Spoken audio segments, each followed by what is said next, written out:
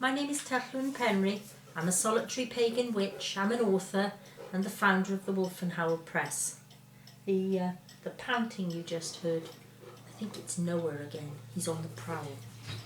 Hopefully he'll stay quiet. Anyway, today's little talk is about the autumn equinox. What is it exactly? How do we as pagans respond to it? You know, there's an awful lot in modern day books about paganism that tells us it is the festival of Mabon. Now, being Welsh, I can tell you that Mabon is it's a form of saying the sun, as in the son and daughter. And you do find this character Mabon in the Mabinogion. And there's a great deal of dispute as to how far all that is actually anything to do with the autumn equinox at all. You have Mabon, the son, Modron, the mother. There are people who say that the on ending is it's a suffix that means a god. We don't know that for sure. It may well do, but again, even if it does, we still don't know that that is anything to do with the autumnal or fall equinox. So what I want to do today is to try and challenge a few of these ideas, because I know a lot of people find that the equinox at this time of year in the northern hemisphere is a very difficult one to bring any kind of passion to it. Now, regardless of the Mabinogion and Mabon and all that, and I mean, although the Mabinogion is quite an old text, although the stories of Mabon are old, the idea of Mabon being synonymous with the autumn equinox actually belongs to the second half of the 20th century. It's not old at all. That doesn't mean it's not true, and that doesn't mean that we can't use it. But to be honest with you, my experience has been that a lot of people are not really sure how to use it. What significance does the idea of the son and the mother really have at this time of year? Well, let's put all that to one side for a moment. If we think about an equinox, what is it? Equal day, equal night. So what we have in an equinox is a sense of balance. After all the harvests, after all the hard work, we're winding down. And, you know, it's a bit like the old saying, all work and no play makes Jack a dull boy. What we're aiming for is a kind of a balance. We're winding down, but we're not hibernating. Okay? For me, one of the most significant things about this time of year is the way that the early church replaced celebrations around the equinox. And we must assume there were some, because we know that a lot of the ancient stone circles and things like that, they had astronomical, that's the word, significance, that they were aligned with certain positions of the sun and the moon and things like that. So we must assume there were probably some festivals around the equinox as the day and night evened out. With the coming of Christianity, a lot of earlier festivals were taken over.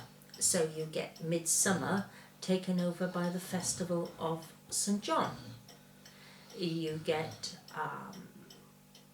Candlemas taking over Imbolc, taking over the festival at around the 2nd of February. The dates don't always coincide. In fact, sometimes you will notice that the Christian festival is a few days after what would have been the pagan date. But of course, we don't know how precise people ever were on dates, and I don't know why. Maybe they felt, well, we'll let the pagans have their way and then we'll have a bigger festival, a better festival afterwards, and eventually the earlier festival fades out of sight and out of mind.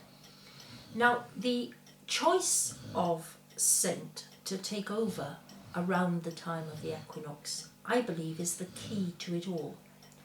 Because what you get after the equinox, on or around the 21st. It's not always a precise date. It can vary by a day or two. But what you get, the nearest one, is the festival of St. Michael the Archangel. Now, St. Michael was the chief of the archangels, he was the head honcho. We associate him in particular with taking on and defeating Lucifer and evil, whatever, however it manifested. Evil angels, some would say, evil demons, some would say whatever.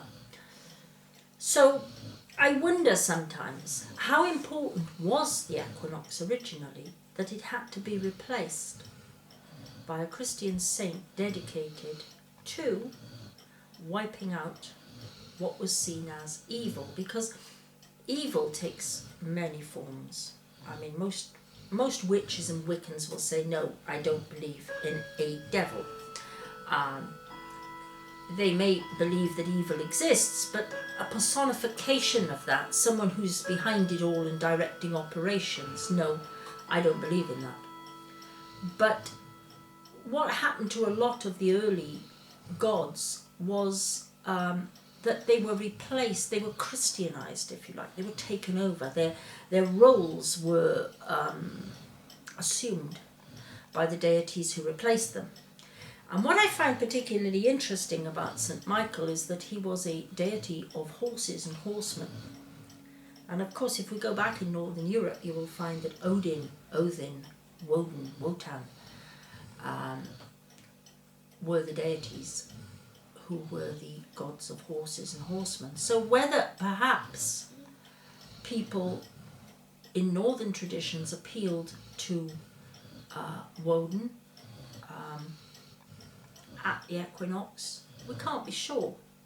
But it's a very interesting possibility. And another interesting thing I find is that a lot of very important major sites on mountains. Now, why would St. Michael be associated with mountains and man-made hills and things like that?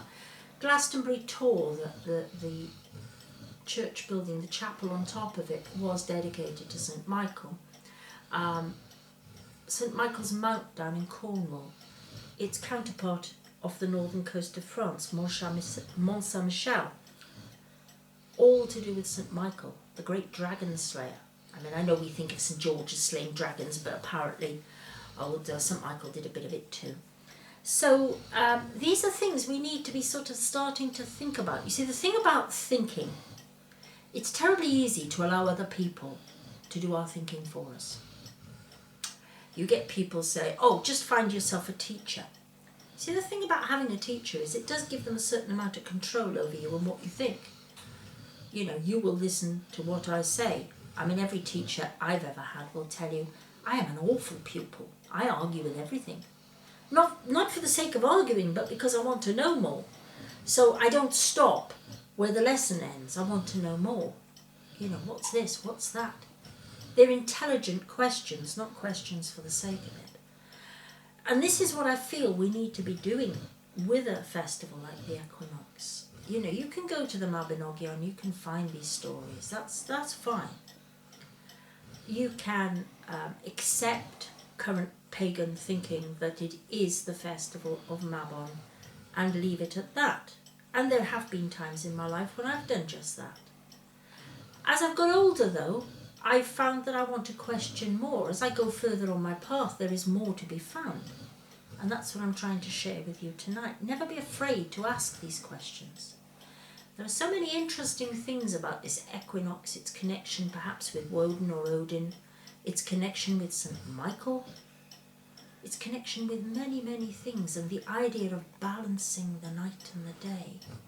You see, St. Michael doesn't balance, does he? St. Michael destroys evil. That's not balance.